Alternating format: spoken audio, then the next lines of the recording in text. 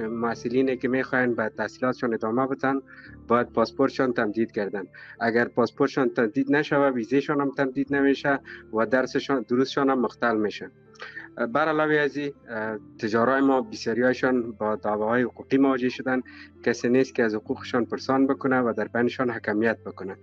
ضمناً مهاجرانی که آماده کیس دارن و قرار است به طرف ممالکی که به اینا پناهندگی دائمی میتن، پاسپورت از اینا هم تمدید نشده و اون کشور هم بدون داشتن پاسپورت بر از اینا ویزا صادر نمیکنن.